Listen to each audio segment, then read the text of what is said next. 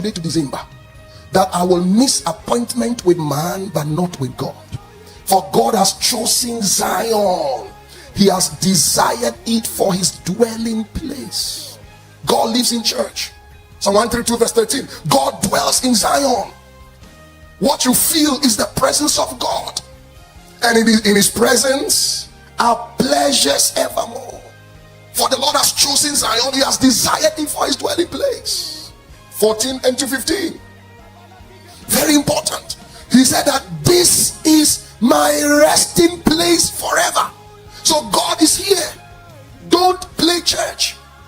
Stop taking things for granted. Stop taking your spiritual commitment to God in his house for granted. He said, this is my resting place. God lives in church. Verse 14, bring it please. Verse 14, this is my resting place. Here I will dwell. For I have desired it. I will abundantly bless her provisions. I will satisfy her poor with bread. God dwells here. God dwells here. So David saw the mystery. And David saw in Psalm 84 verse 10, he said, a day in your house is better than 1,000 days outside your house. He said, I would prefer to be a doorkeeper in your house than to dwell in the tents of what? Wickedness. David understood it.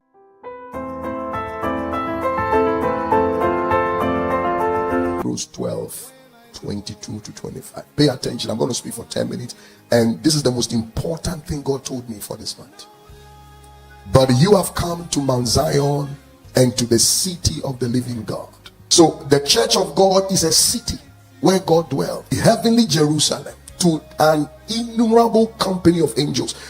While Selena was praising the choir, the men of God, they were praising. Understand that angels are here. The tangibility of God's presence here denotes and implicates that there are living spirits among us. Child of God, after today, I want you to be very spiritual.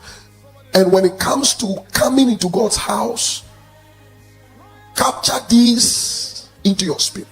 And to the city of the living God, the heavenly Jerusalem, to an innumerable company of angels. Let's go 23 to 25. To the general assembly, the church of the firstborn who are registered in heaven, to God the judge of all, to the spirits of just men made perfect. So when we come into God's house, Peter is here, just men made perfect. Elijah, and to Jesus, the mediator of the new covenant, and to the blood of sprinkling that speaks better things than that of Adam. David said, I was glad when they said unto me, let us go into the house of God. Psalm 122 verse 1.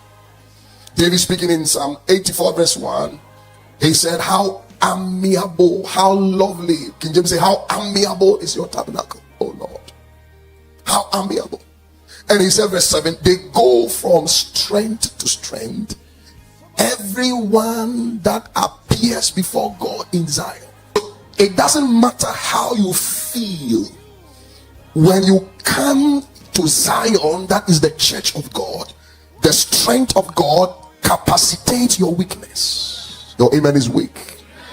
All admonished that for us to receive the fullness of the strength, Hebrews 10:25, we must not forsake the assembling of the saints. Not forsaking the assembling of ourselves together, because this is the place of strength. This appointment with man, but do not miss your destiny appointment with God. The Lord said to my Lord, sit down at my right hand, let me make your enemies their footstool. He said, for out of Zion, Psalm 110 verse 1 and 2, shall proceed the rod of strength. The Lord shall send the rod of strength out of Zion, root down in the midst of your enemy. It doesn't matter the weaknesses in your life. It doesn't matter how low you feel.